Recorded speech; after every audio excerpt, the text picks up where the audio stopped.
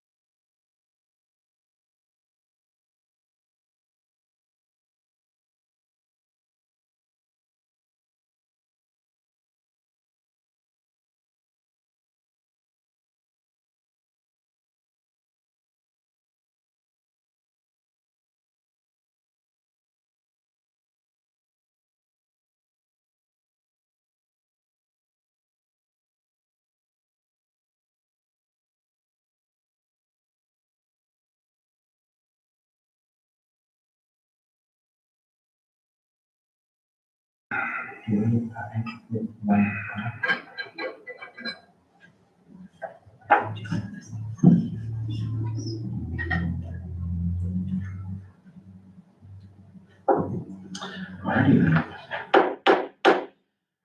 I'd like to call the Village of Middleville Village Council meeting to order. Rhonda, could I please have a roll call? Kevin Smith. Here. Robert Bishop. Tracy Gillespie. Here. Richard Hamilton. Here. John Osterbaum. Mackenzie Peters. Here. Ann Williams.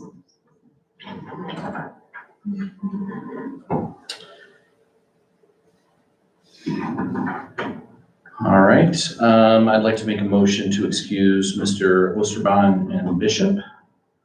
Support. Second. Good job. I retained something. All right, Did they- go ahead, please. Did they, say why they couldn't be here? I did not get anything from Mr. Bishop, but I did get something from Mr. Osterbaum. I just sent Mr. Bishop a text, I have not received a response. So, So can we vote on them individually? Go ahead. I think we just roll through this, roll through the, Let's don't take. roll any through the longer. light. We have a motion with a second. All those in favor?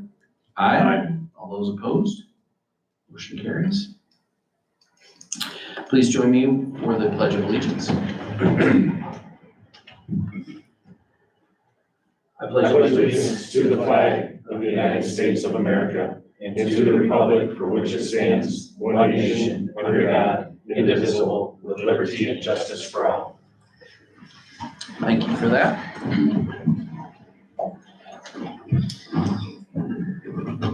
Mr. President, Yes. Yeah.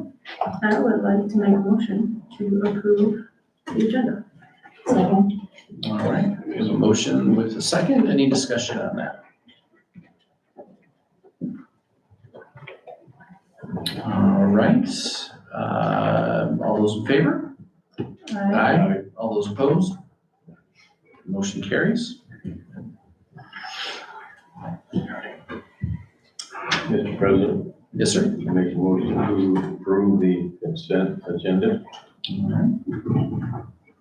right. We have a motion with a second. Any discussion? All right, we have a motion with a second to approve the minutes of the regular meeting of October 14th, 2025, approval of bills as of July 17th, 2025. I'm sorry, that should say October 23rd, 2025. The agenda's right, your cheat sheet probably is not. October 23rd, 2025 for 79. I apologize, I'm using the wrong one. 62. I gotcha. Motion to approve consent agenda consisting of the approval of minutes of the regular meeting October 14th, 2025, and approval of bills as of October 23rd, 2025 in the amount of $79,725.62. Could I please have a roll call? Richard Hamilton. Aye. Mackenzie Peters. Aye. John Osterbaum. Robert Bishop. Aye. Tracy Gillespie. Aye. Kevin Smith. Aye. All right, next up, we have public comment, limited 3 minutes per speaker.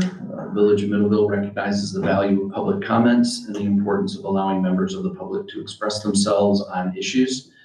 Members of the public may address the presiding government body during public comments for up to 3 minutes. Speakers will be recognized by the presiding officer and are asked to state their name and group affiliation if applicable. As a reminder, all comments shall be directed to the presiding board and not to staff or other participants. No participant may speak more than once. Participants may not behave in a manner that is disruptive to the orderly conduct of the meeting. Public comments are not responded to during the meeting. At this time, we will begin public comment.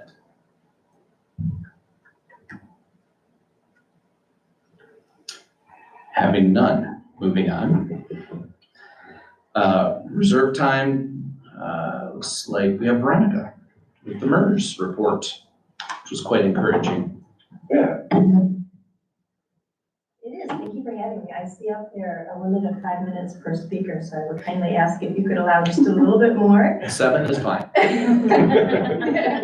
do know that you have a very full agenda, but I want to make sure I give you enough information. Please feel free. But I will keep it as brief as possible.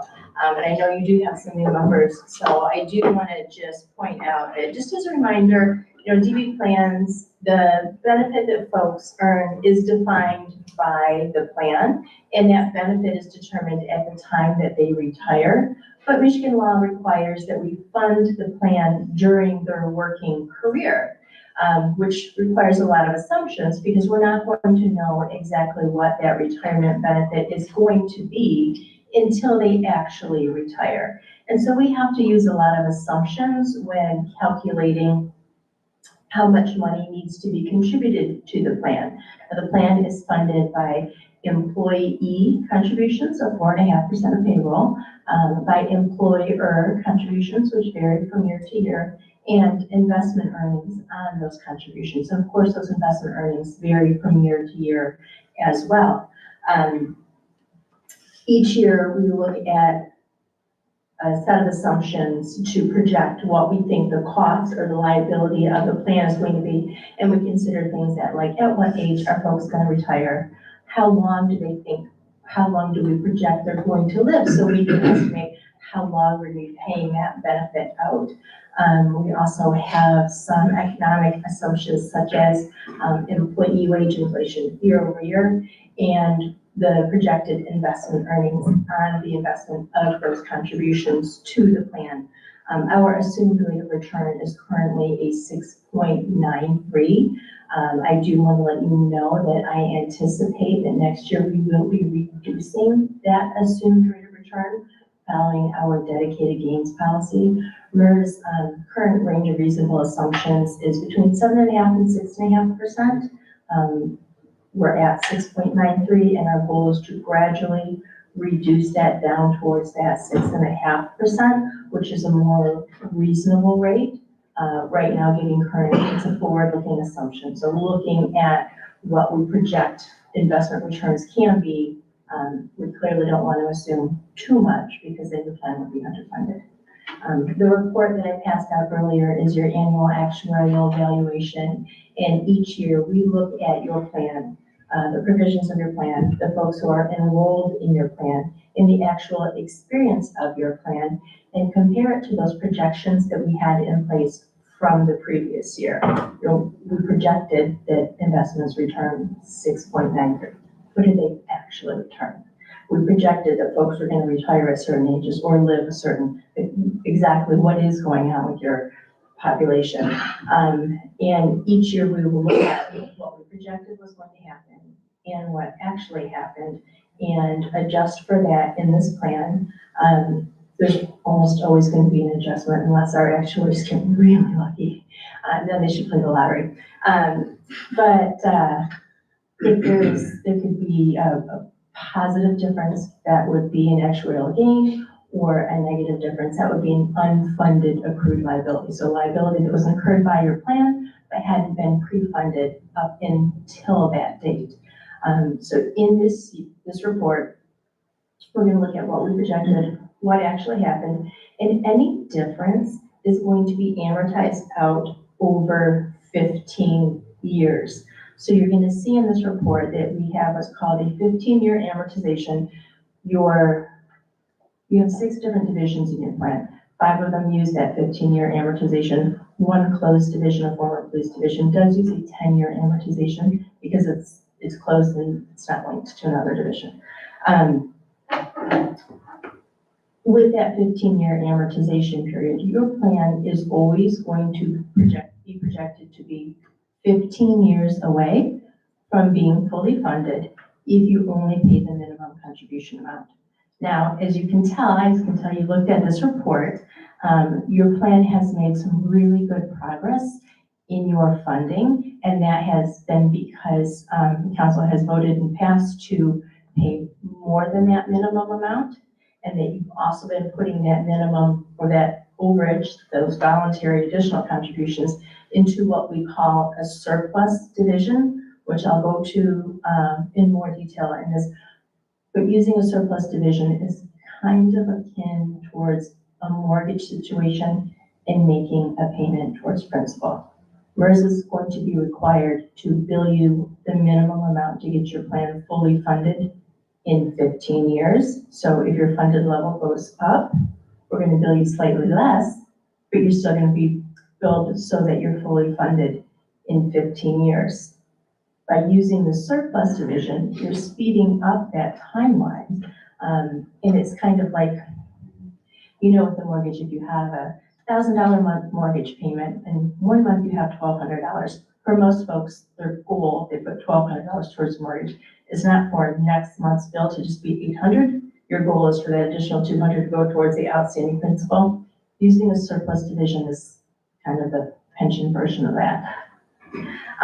And we can go into that in your plan. So what I'd like to do is look at your plan, look at your current funding level as compared to what it was in the past. Look at the projected employer contributions for your upcoming fiscal year 2026, as well as an additional 5-year projection, and then just a longer range forecast so you can see where you're going. I'll show you the ground that you gained by using that surplus division. And then I also want to make one recommendation for your plan, and that is you currently have those 6 divisions. Now that 5 of the divisions are closed and nobody's earning a benefit in those divisions, there's no reason as far as we're concerned to keep those divisions separate. By consolidating those divisions, it's going to simplify your report. And it's also going to avoid triggering some minimum funding rules that MERS does have in place, and I'll show you how that impacts your Division 20. It's a very well-funded division. It's not a big amount, but it does currently trigger our 3 times minimum rule, and which means you have to pay 3 times the minimum amount of or maintain 3 times the minimum amount of the annual benefit that gets paid out. It's just a fiduciary responsibility rule, or excuse me, fiscal responsibility rule. But so I'll show you those when we go through the report. Any questions before I start looking at some of these tables? Okay, I'm going to start with page 6.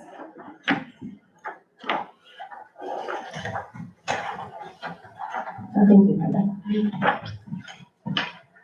On page 6, we can see the funded ratio from your 12/31/2023 report as compared to the data from your 12/31/2024 report. And just so you all know, 12/31/2024 sounds so last year, but really we look at who and what was in your plan, the liability in your plan as of that date. We provide this report to you mid-year in 2025, and it provides your employer contribution in your funded level for your fiscal year 2026. So it sounds old, but it's really the most current, I swear.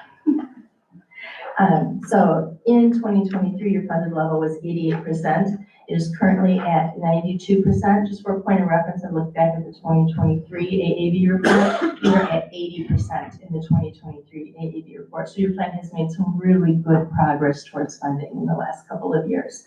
One of the things I want to point out on this tiny table is that asterisk that reads reflects assets from surplus divisions, if any. So this funded level does include those assets that are in your surplus division. And I point that out because another one of the tables that we're going to be looking at does not. And I want to make sure that you know that I noticed that.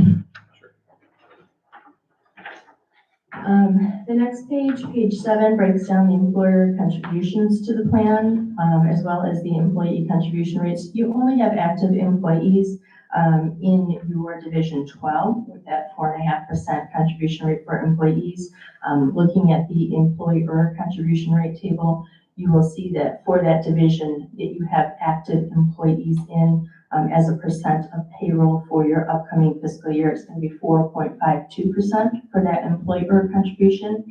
In addition, there is a flat dollar billed amount for each of your closed divisions, and that is a payment towards that unfunded accrued liability within each of those divisions. What I said I recommended before was consolidating those divisions. That will require a board motion at a later date.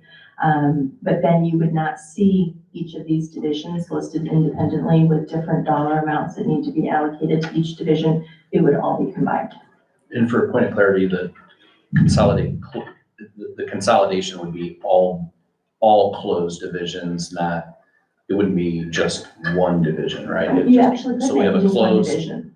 We would have closed division and then a active division. Is that, No, you actually could just make it one division. It doesn't have to be the closed division and then the active division, because the closed division doesn't include any active employees in there. They're only retirees, or their beneficiaries, or vested former employees. So those are folks who don't work here anymore, but are vested in a benefit that they will be able to collect once they become age eligible. So their benefit isn't going to change. That earned benefit is already figured, calculated, however you want to say it, right? So we can combine them in one division and it's not going to change the benefits that folks receive. Good question though. So it would be listed under total municipality. Yep, you would actually see just one division and then total municipality, both roles would have the same information in them. Just Yeah. name it this Stolzenberg Legacy. Right. Okay, the executive summary in here does have a lot of excellent information in here. There's really only one thing that I want to draw your attention to right now, and that is on the bottom of page 9, and it has to do with asset smoothing. And what smoothing is kind of like a rolling 5-year average. When we calculate your required contribution to the plan, if we looked at the actual market returns each year, in years when the market performed really well, your employer contribution would go down. And when the market did not perform well, your employer contribution would raise. Now, right now, there is variety from year to year, but it is what we call a smooth rate.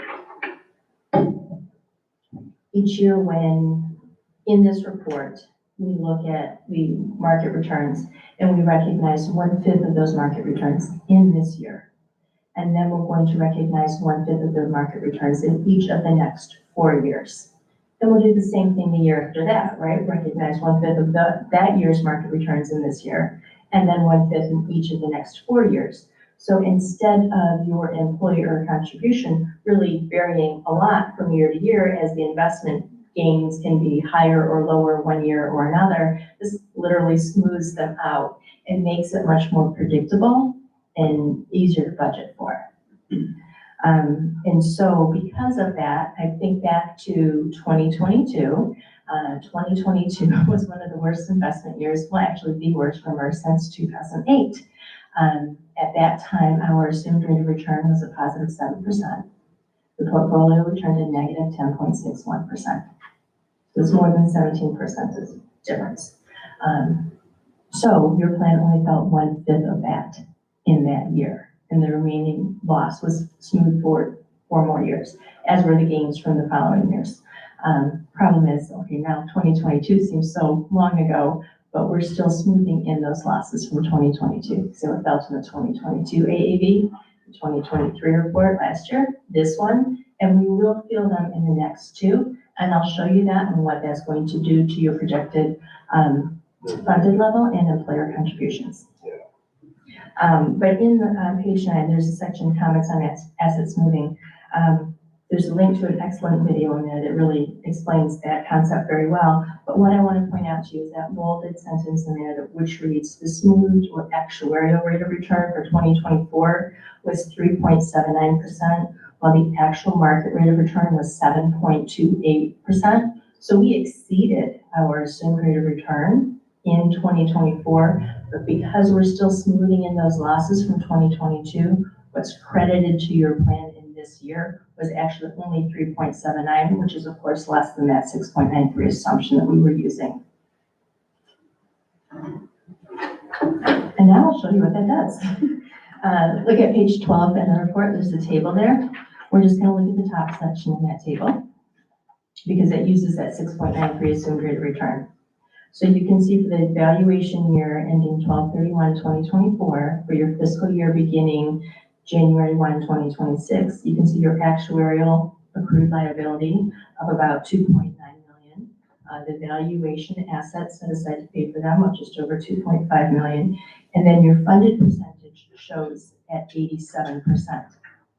And I want to point out, when we looked at the funded percentage on table 6, I said it was 92%. The difference between those two numbers is that some of your assets are held in a surplus division, and we're billing you as if those assets aren't in your plan, as if they were, put towards the outstanding liability.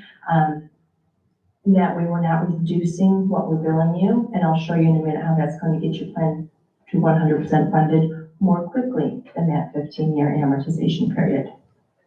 But I also want to show you on this table that funded percentage column. If you look down that column, you can see that your funded percentage is projected to go from 87 to 84 in the next AAV, 82 and the one after that, before it begins ticking back up again. And that is that smoothing in action, when we smooth in those losses from 2022 in next year's report and the following year's report. Now, once those losses are fully smoothed in, your funded levels project to go up.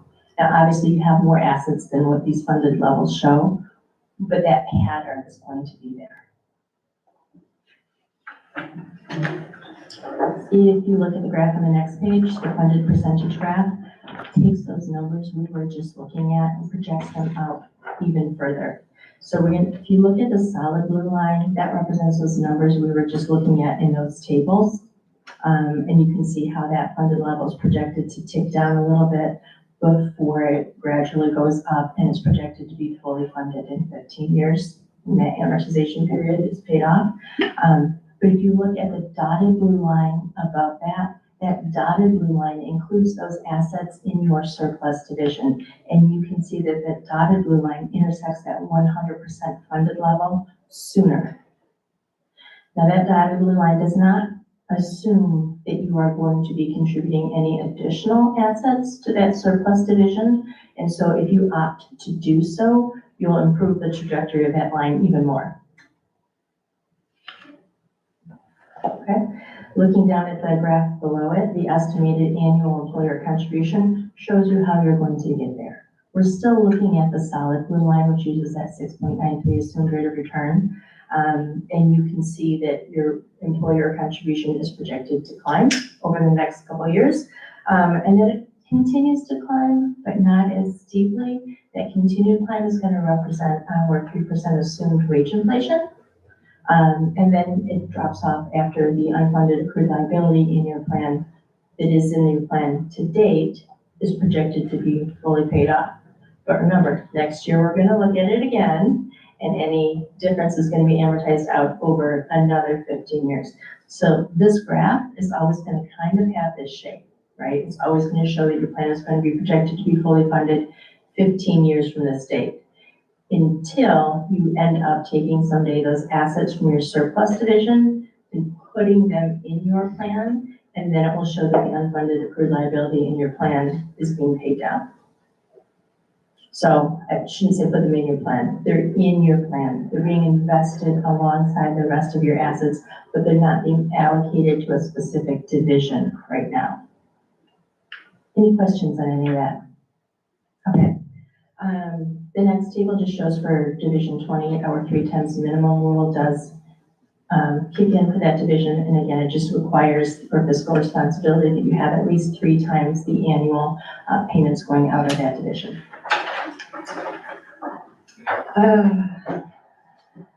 Table 1 looks at the employer contribution and breaks down how we got to that. I just really want to look mostly at Division 12, so you can see that looking at Division 12 on this table, the total normal cost for the plan is 8.81%.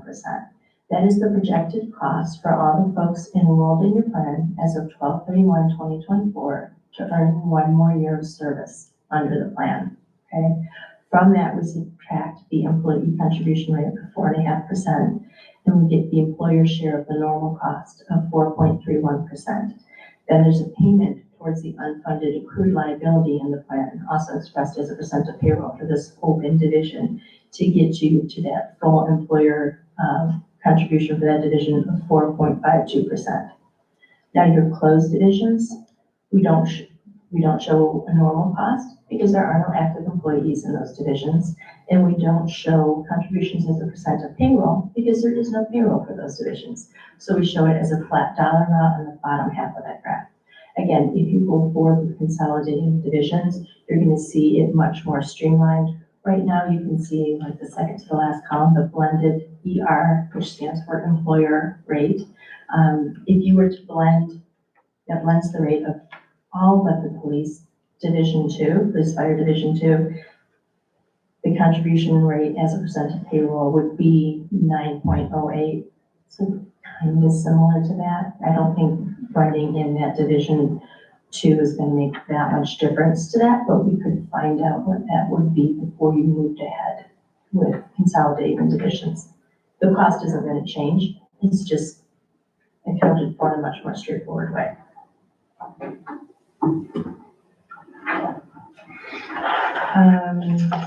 I'm not going to go into too much more into table 3 as a participant summary. You can see looking at that table that there are no active employees in any of the divisions except for 12. You can see where all the retirees and beneficiaries are. I'm not going to go into that, but I'm happy to ask any questions on those. I'll skip ahead to table 5 on page 21. Looking at the very last row on table 5, because that's for this valuation year, 2024. You can see the required employer contributions to the plan. You can see those additional voluntary contributions that you made to the plan, and last year those were made to that surplus division. The employee contributions to the plan, the investment income of over $100,000, that is credited at that smooth rate of 3.79%. And then benefit payments going out of the plan. So you can see how important that investment income and those additional voluntary contributions that you've been making to the plan are, considering there's over $200,000 a year going out in benefit payments, and the minimum required contributions to the plan were just $86,000.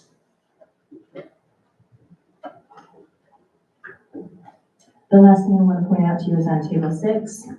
This looks at the accrued liability for each of the divisions in your plan, and it also breaks it down by the employee type, your active employees, your vested former employees, retirees and beneficiaries.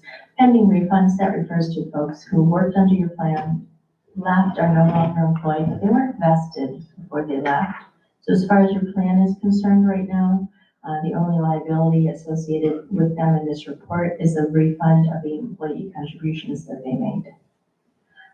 This table I wanted to point out because the very last division listed is S1, surplus unassociated, and that's your surplus division. So you can see that there's no liability associated with the division, but you can see the assets that are in it and how that impacts your overall funded level. Okay. That's a quick and dirty. Any questions, anything I didn't go into that you'd like to hear a little bit more about, anything that I can explain more thoroughly for you? Why would we ever be underfunded? Or not at 100%? Because this plan is funded using assumptions. And anytime reality doesn't meet those assumptions, there's going to be a difference, either positive or negative. So when we don't meet the assumptions, it can create an unfunded accrued liability. When we change the assumptions, it can also create an unfunded accrued liability. Keep talking about these assumptions that we use. MERS does an experience study every 5 years to look at the assumptions that we use to make sure that they continue to be reasonable. Because it doesn't do your plan any good if we're using assumptions that aren't realistic. We just completed an experience study using the data from the 2019 through the 2023 evaluation years. We did not make any significant changes to our assumptions based on that data. However, like I said earlier, we are projecting that we are going to reduce our assumed rate of return in years when we exceed our assumed rate of return by a certain threshold. Our assumed rate of return right now, again, is 6.93.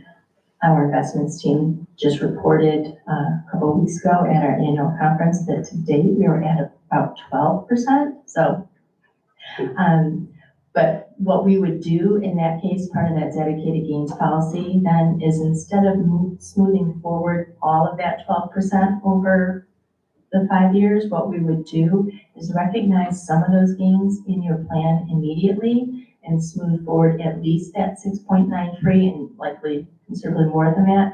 But by recognizing some of those gains in this report immediately, we can offset the impact to your funded level that would come from reducing that assumed rate of return. Because right, your plan is funded by employer contributions, employee contributions, and investment earnings. If we assume we're going to be getting less from investment earnings, it requires the money to come from somewhere else. The employee contribution rate is fixed. So generally when we reduce the assumed rate of return, it will raise the employer contribution rate because it decreases your funded level. Through this dedicated gains policy, we can mitigate some of that impact on the employers and use that lower assumed rate of return. It will just impact your contributions going forward.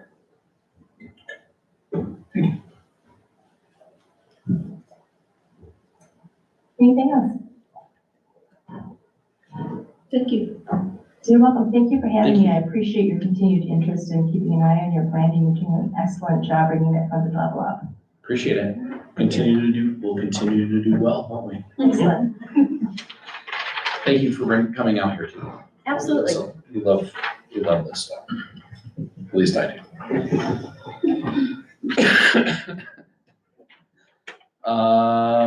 Brandon, hi. Hello. Sorry. All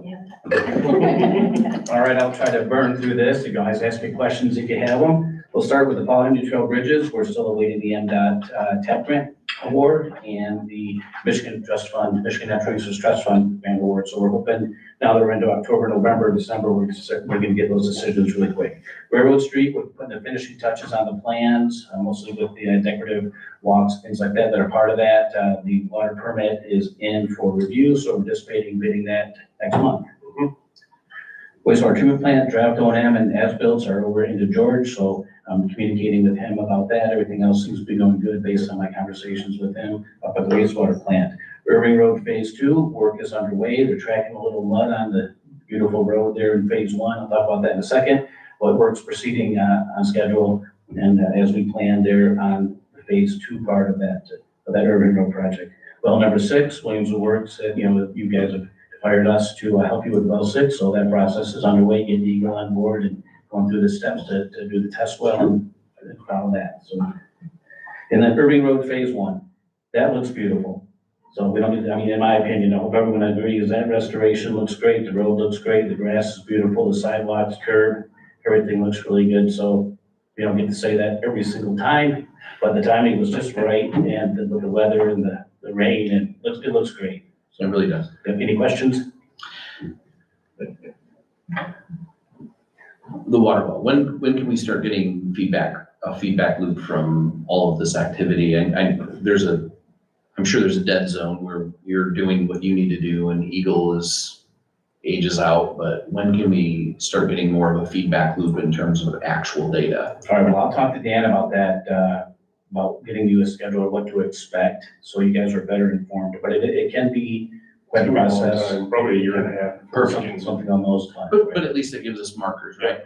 Right, oh yeah, but I'll make sure that we lay that out, so, and Eagle's response time, it hasn't been the best lately on some of these things, so I think between their staffing levels and what else, but we'll try to lay it out. I think what Greg talked about, a year and a half is probably a decent timeline, but there'll be a test well in before that. Sure. So it's, kind of once you get a test well and test the water and test the aquifer, that's a key step in moving forward.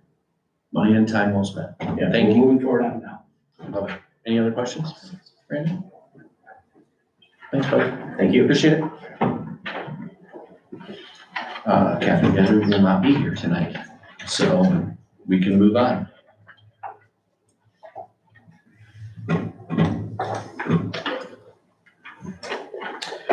All right, looks like we have a Christmas parade to talk about.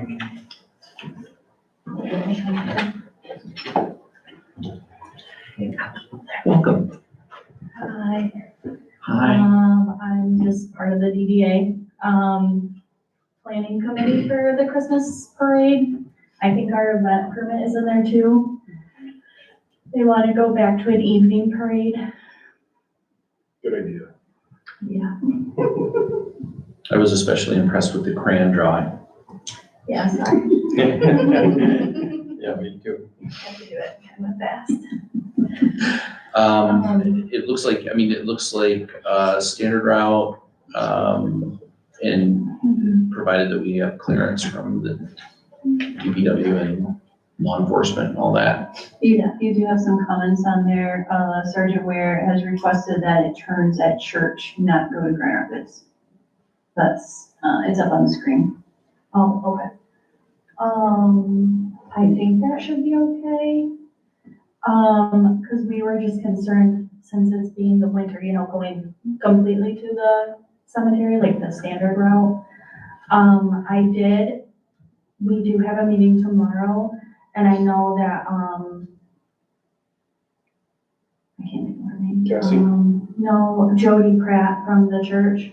She said that, if we have to do that Church Street, she would try to make sure no one's parking along the road, which that should be. Yeah, his comments, he should go down the street or go down Church all the way to Calvin Hill, because walking Grand Rapids is very difficult. It feels a lot like that's not a suggestion.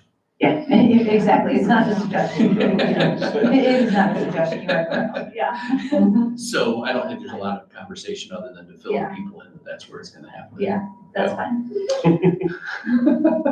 To put it mildly. Yeah. All right, I'll make a motion to approve the application, Second. we have a motion, With, with a second. the road. Sure, of course. Yeah. Any further discussion? In the past, I know that we have had trouble with semis making the corner at Church Street. So as long as we're okay with allowing them to go straight through to make the corner at Grand Rapids, because I remember, because that was one of the problems with the Cub Scouts, was they were always on that 53-foot semi-trailer, and making that corner was hard, that sign right there. Yeah, if they need to go further or go past Grand Rapids Street, yeah, it's not a problem. Because that wouldn't require closing Grand Right, Rapids. yeah, just You don't would want just to go up continue Grand on. Rapids Street, yeah. I just wanted to make sure we didn't need to do something extra for that, to make sure that that was okay. Sure. Okay, yeah. I think the As of spirit right is now, I that don't they know just if turned they're down doing church, that, but and yeah. if they're incapable of that, then They can just We're keep just not going. gonna close down Grand Rapids Street. is it? Yeah. Yeah, okay. Mhm. And I think, Mr. President, if council wanted, they could approve all three of these in one motion. Well, they have different dates and stuff on them though. I think we can just burn through them. I feel good about that. All right, sounds good. Okay, we have a motion with a second. Any other questions or discussion? All right, all those in favor of the application for the Christmas on the River parade? Christmas parade, PTA. All those in favor? Aye. All those opposed? Motion carries. Don't worry, Mr. Hamilton, I'm trying to figure this out too. Yeah, I thought we were on A. There's a lot. There's a lot going on here. Yeah. Next would be Christmas on the River Family Night. And we're just gonna go down there. Yeah. Get past that. I'll just stay up here in case you guys have Oh, for sure. questions. There you go. Okay, so there's a trolley, is it set? Is the trolley just running throughout town and picking people up? Yeah, so they're gonna go on Thursday between like downtown and then MKP. Nice. Alright, and no issues with law enforcement? Okay, perfect. Anyone would like to make a motion for that? I'll make a motion to approve the Christmas on the River Family Night. Second. We have a motion with a second. Any discussion that needs to follow? Hearing none. All those in favor? Aye. All those opposed? Motion carries. And business night. More the same.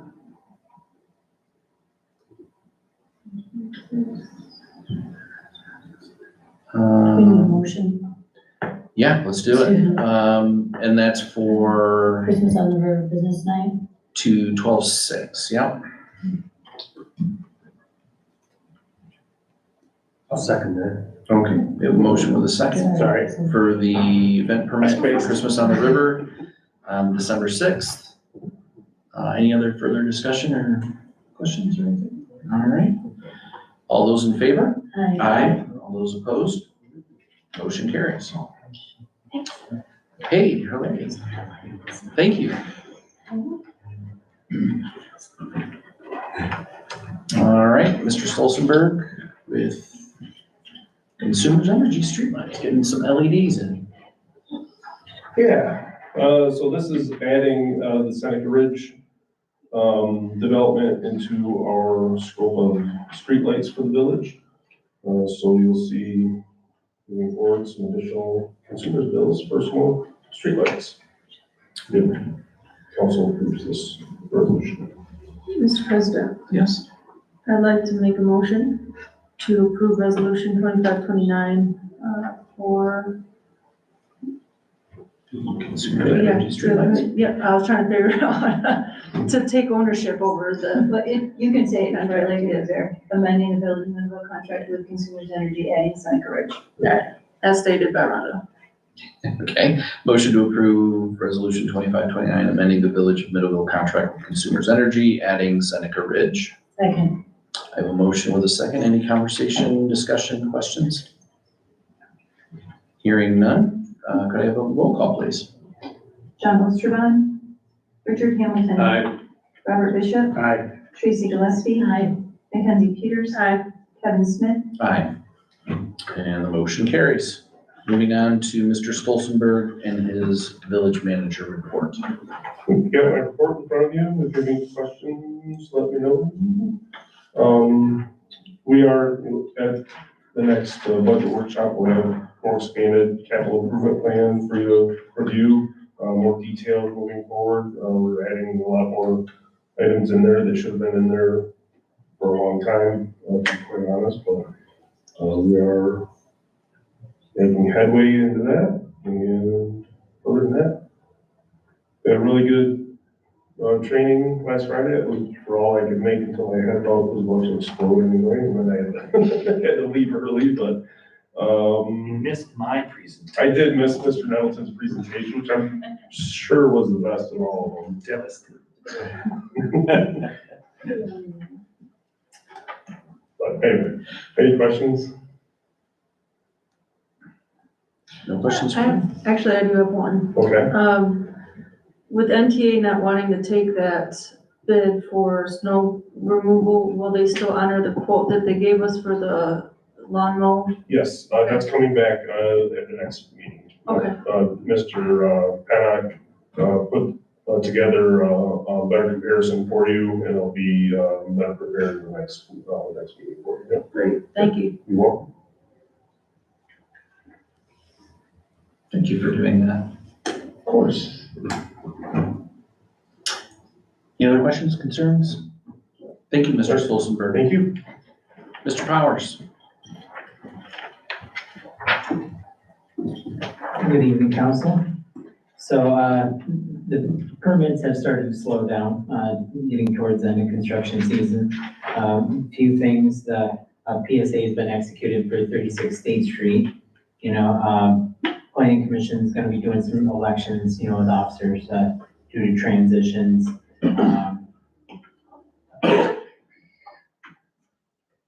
Handful of other items going on. One thing I'll mention too is that the upcoming meeting, the DDA is in the process of trying to renew the TIF. So there will be a request for scheduling a public hearing coming up at a later date of this board. If anyone has any specific questions.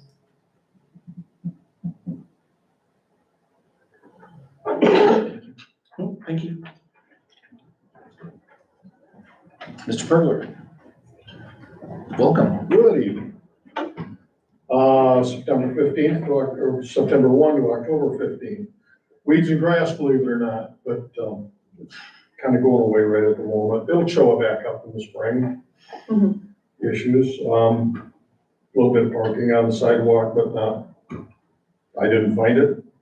A couple of fences that needed repair and fixing, taken care of. RV parking, at least one. The rule goes into effect November 1. So, Berry County Fairgrounds took RVs up until the end of this month. So, a couple of them are missing today.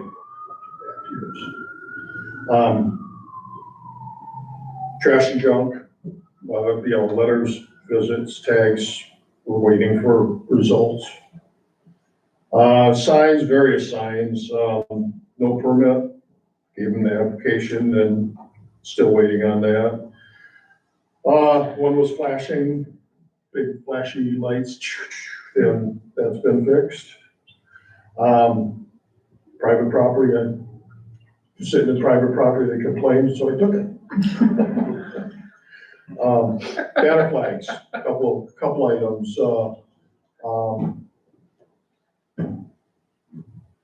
there's been kind of a discussion back and forth, but, they're gone.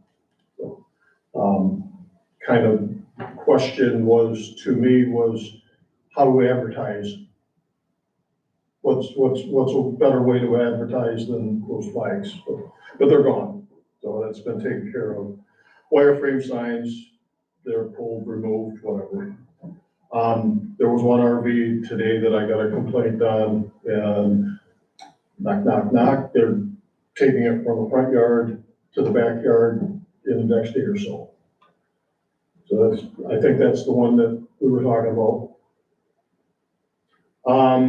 One letter about trash and junk in the yard, and I think it's been addressed a little, not enough. Questions? Riveting as always, Mr. President. Thank you so much. Thank you. All right, moving on. Mr. Powers.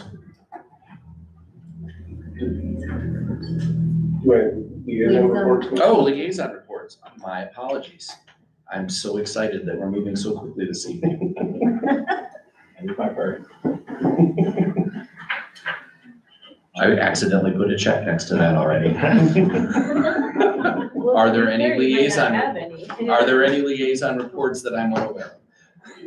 Yeah, I went to the material management, and we basically went over our rates of diversion for our recyclables, which is less than 1% for the whole county. So we set a goal of 5%, and we'll be going over what our goals are, what we'd like to bring in. I'll bring in some information too on what we have in the area, like for where you can take what items, you know, in each township or whatever, and maybe discuss on some things that, or ideas that we can maybe implement here. So I don't think we have anything going on through With regard to the recycling? recycling at all, anything. Not directly. No. We have events that have. Well, yeah, we have events plus, Republic offers recycling. Right, like our Curbside spring recycling. cleanup and stuff, right? No, They have a recycling program. containers. in Oh, the town. container, right, once a month. Well, I think it's one. It's the first week Every 4 of every weeks. month, It's like, yeah. it's every 4 weeks.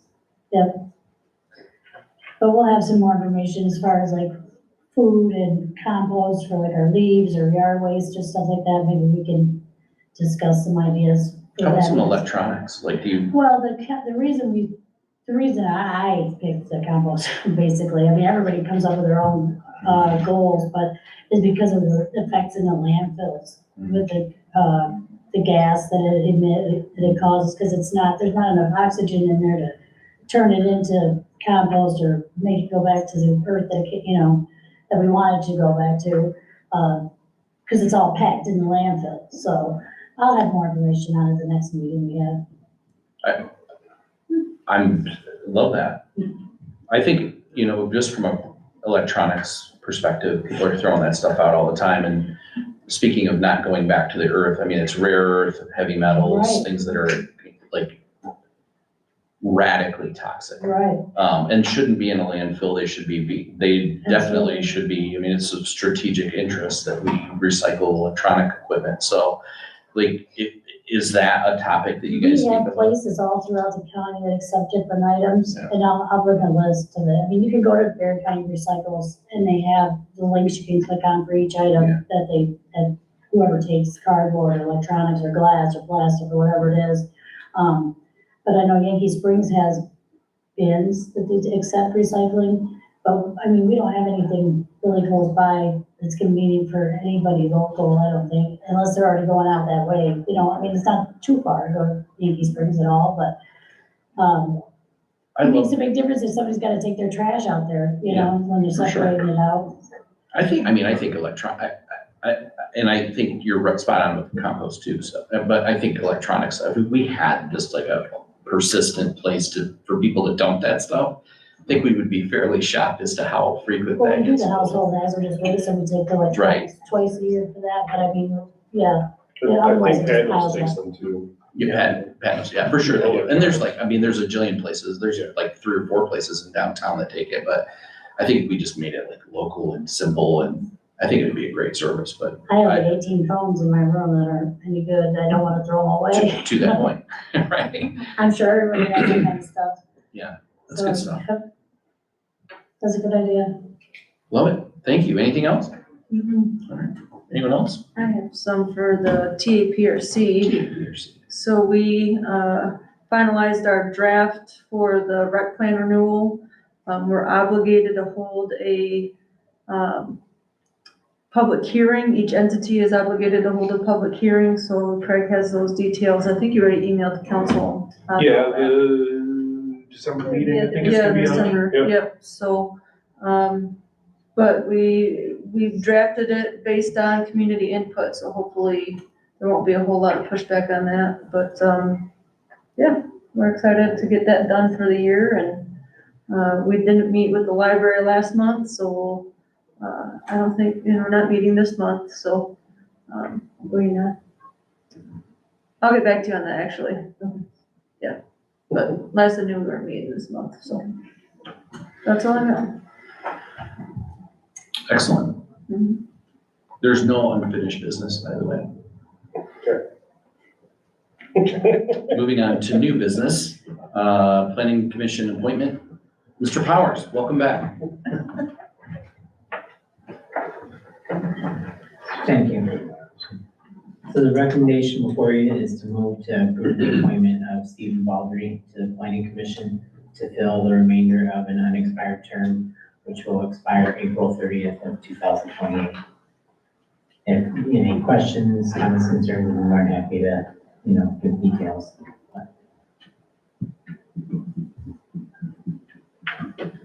Mr. President, Yes. I'll make a motion to approve the appointment of Steve Baldry to the planning commission to fulfill the partial term ending on April 30th, 2028. Second. We have a motion with a second. Any further discussion? My only comment is that Mr. Baldry is exceptional in his knowledge, and frankly, this is just terrible timing. Thank you. But he is, the village needs him, and I think that this is the right seat for the right person, given all of his training. So those are my 2 cents. I believe he's actually, I'm not sure if he's scheduled yet, but he's supposed to be coming to the village council as part of his citizen planner, or his master citizen planner training to present about the needs of updating and maintaining master plan. Amazing. Any other questions, concerns, comments?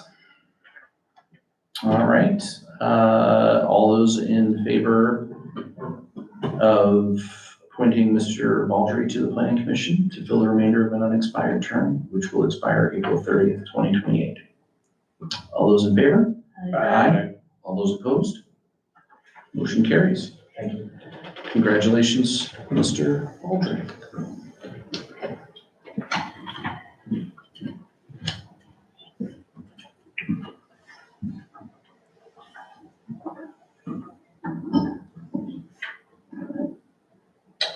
again. Council needs to set public hearing for the, 2026 budget and water and sewer rates, recommending the last meeting of November for that public hearing. Mr. President, Yes, ma'am. I would like to make a motion to approve a open public hearing for our 2026 budget to be set on November 25th, 2025. Second. November, I would have loved that date to be in that recommendation. I apologize. It is. It's down It's down. lower It's because there. you I'm do just have talking the about- option of changing the date. And so if you weren't gonna do it on that day, No, that's fine. Yeah. We have a motion with a second for the village council to set the public hearing for fiscal year 2026 budget and water and sewer rates for November 25th, 2025. Any discussion? How close is that to Thanksgiving, just out of curiosity? It's the, It's like it's 2 days. 2 days before. Okay. Not that it really matters. It might.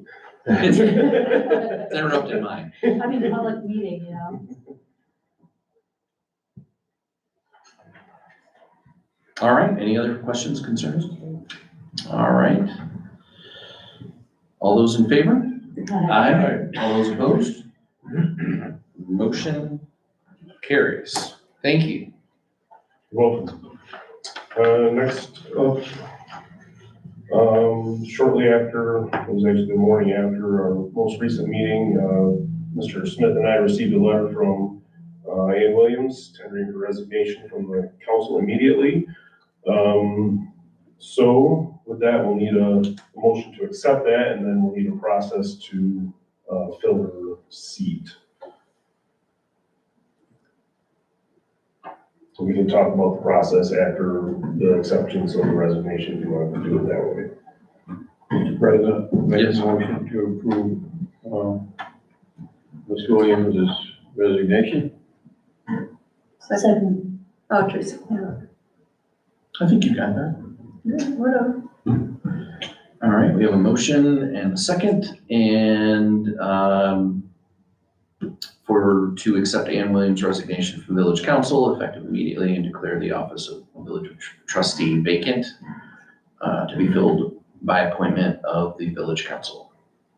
Any comments or questions regarding that? Anybody want to know what the process looks like, or who's eligible, or anything like that? You've done it a few You can times. still vote, and then you have to determine, like, we will need you to determine a date that you want applications due by and stuff like that, but that doesn't necessarily need to be part of the motion. You gotta put an ad. We're obligated, yeah, I think we're obligated to fill it within a certain amount. Within 45 days. Yeah, and we can do it similar as we've done in the past. I can work with the president to set a date for interviews and things like that once we have applications, if that's the process you want to take. Ultimately, it is this council's, choice in how they do appoint somebody. They could take all the applications, just pick one out of the hat. They could do similar process what we've done in the past with interviews. So it's really up to this council how they want to proceed with that process. We've all been through one of those, yes? In one way, shape, or form. Yeah. Okay. Either on the front end or the back end, right? Yeah. All right. Yeah. Okay, well, given that, I have no intention of changing that process. Sure. So, unless others.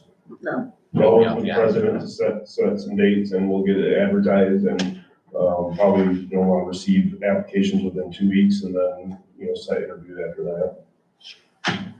Just to keep you aware of deadlines, in order to be in Saturday's paper, it would have to be to JED, whatever JED is called now, by noon tomorrow. Yeah, we'll figure that out. Yeah. It'll be figured out by then, for sure. I just need a date to put in there. It's almost ready. It's just waiting for those dates. Sure. All those in favor? Aye. All those opposed? Motion carries. All right, thank you. Hey. Progress comes to a screeching halt. Yes, it does. Do you need a motion for the time? He's gonna have to read that here.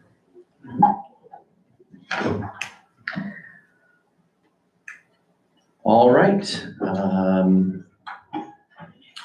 We need a motion to go into closed session pursuant to section 8(1)H of the Open Meetings Act. I'll make that motion as stated by the president. Second. Okay. Mr. Bishop got that one? Ms. Peters, supported by Mr. Bishop, to meet in closed session pursuant to section 8(1)H of the Open Meetings Act to consider material which is exempt from disclosure under section 13(1)G of Michigan's Freedom of Information Act. Mark Nettleton, village attorney, is hereby appointed as secretary for the purpose of taking minutes of the closed session in accordance with the Open Meetings Act. Roll call vote is required. Motion must be adopted by a 2/3 vote. All members appointed or elected to the public body.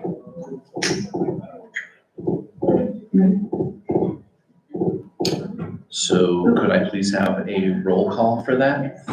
Tracy Gillespie. Aye. Mackenzie Peters. Aye. Richard Hamilton. Aye. Robert Bishop. Aye. John Osterban. Sorry, I'm working these afternoon when we talk. Kevin Smith. Aye. Can you give us a minute to, stop recording and then make things really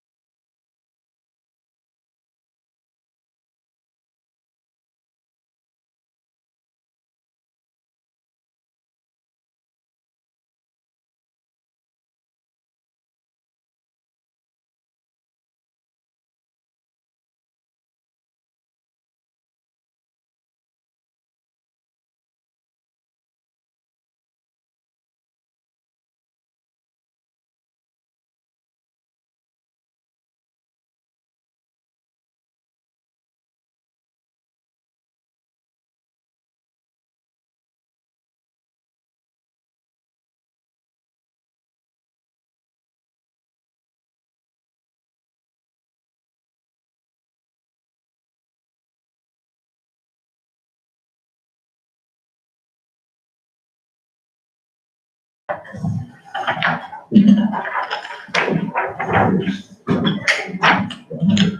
be all set, yeah. Okay, moving on.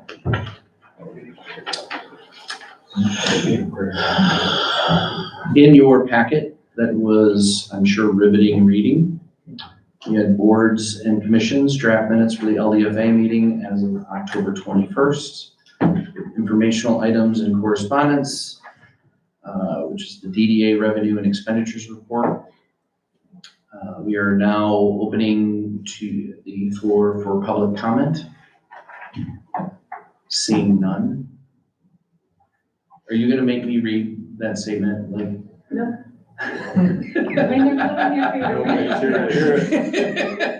Do what you want. I'm just saying, I wanna follow the rules now. That was a great meeting. There's someone to read it to, yes, but there's no. You know when the time will be. You know who's here when you need to read it. But he said he made the mayor practice. I'm just saying. He did. He was very strict. I don't think Ron is as strict. I'll give it time. All right, final council comment. Go ahead.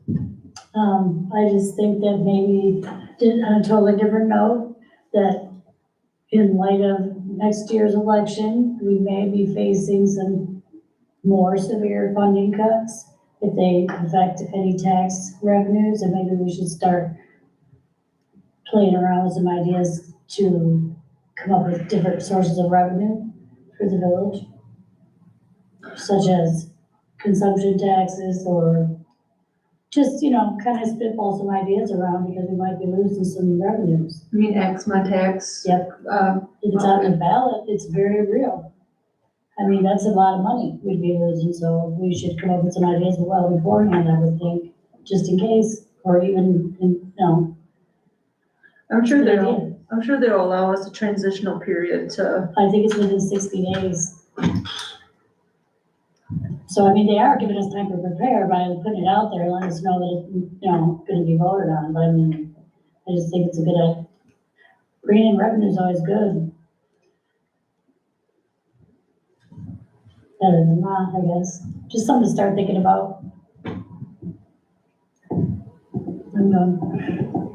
Mr. Bishop? I have nothing. Mr. Hamlin? Pat? I have nothing. Amazing. We're done. What a long session. Thank you all for your input and participation tonight. And as always, it's a thankless job that we do, and it's complicated. And I truly appreciate every member of this board.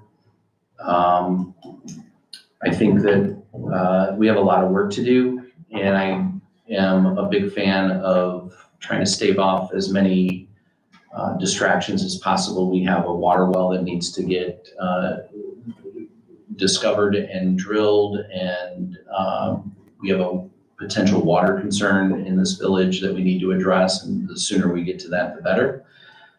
Plenty of roads that need to be paved, lots of sidewalks that need to be repaired. So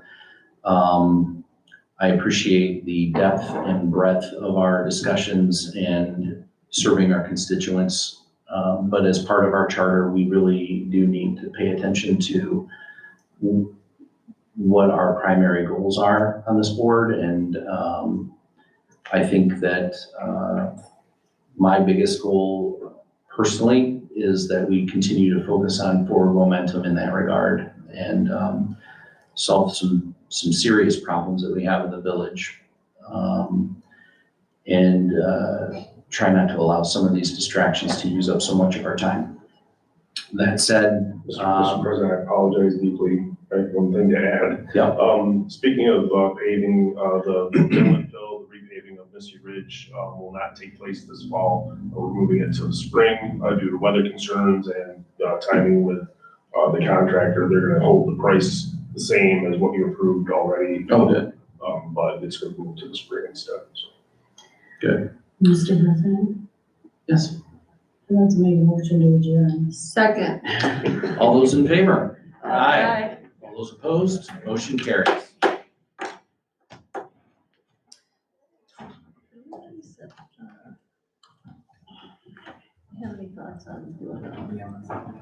Meeting